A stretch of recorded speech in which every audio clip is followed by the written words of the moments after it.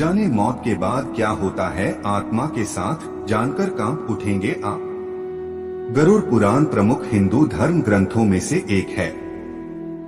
किसी की मृत्यु के बाद घर परिवार के लोग ब्राह्मण द्वारा ये ग्रंथ सुनते हैं। इस पुराण में भगवान विष्णु ने अपने वाहन गरुड़ को मृत्यु से संबंधित अनेक गुप्त बातें बताई हैं। मृत्यु के बाद जीवात्मा यमलोक तक किस प्रकार जाती है, इसका विस्तृत वर्णन गरुड़ पुराण में बताया गया है।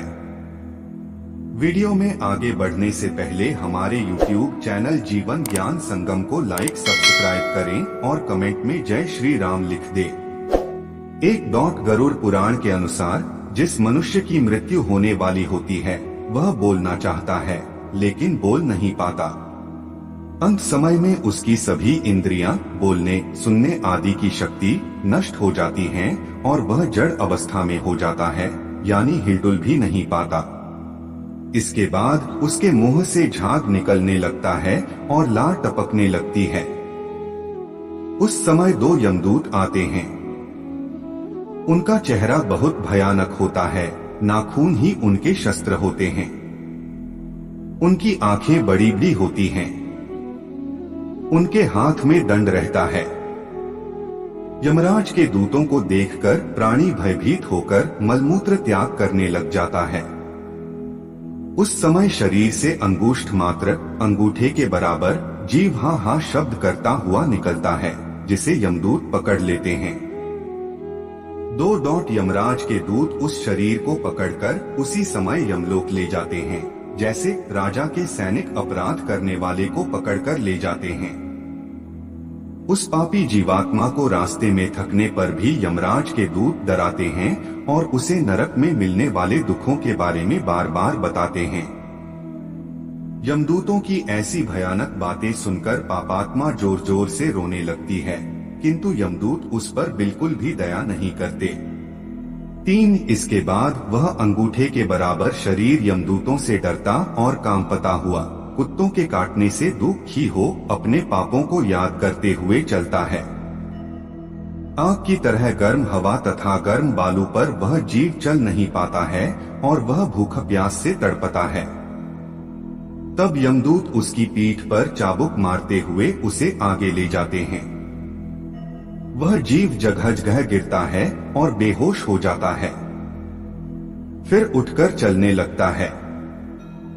इस प्रकार यमदूत जीवात्मा को अंधकार वाले रास्ते से यमलोक ले जाते हैं। 4 गरुड़ पुराण के अनुसार यमलोक 99,000 योजन वैदिक काल की लंबाई मापने की इकाई है। 1 योजन बराबर होता है 4 कोस यानी 13 से 16 किमी है। वहाँ यमदूत पापी जीव को थोड़ी ही देर में ले जाते हैं। इसके बाद यमदूत उसे सजा देते हैं। इसके बाद वह जीवात्मा यमराज की आज्ञा से यमदूतों के साथ फिर से अपने घर आती है। 5 घर आकर वह जीवात्मा अपने शरीर में पुनः प्रवेश करने की इच्छा करती है, परंतु यमदूत के बंधन से वह मुक्त नहीं हो पाती और भूख प्यास के कारण रोती है।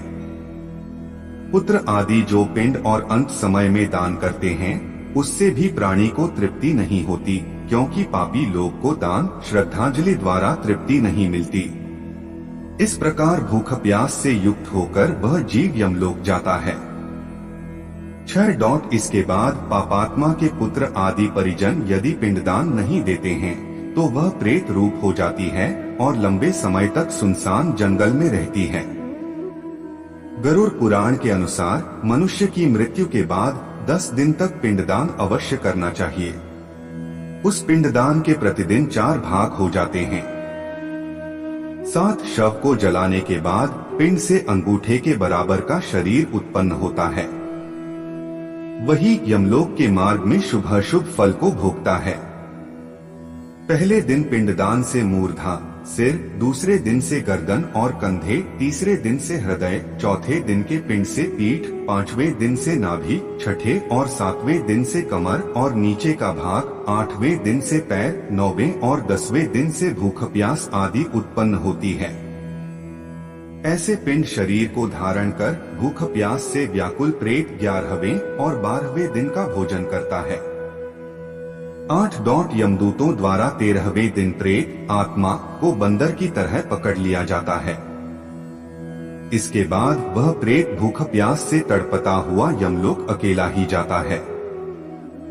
यमलोक तक पहुंचने का रास्ता वैतरणी नदी को छोड़कर 86,000 योजन है।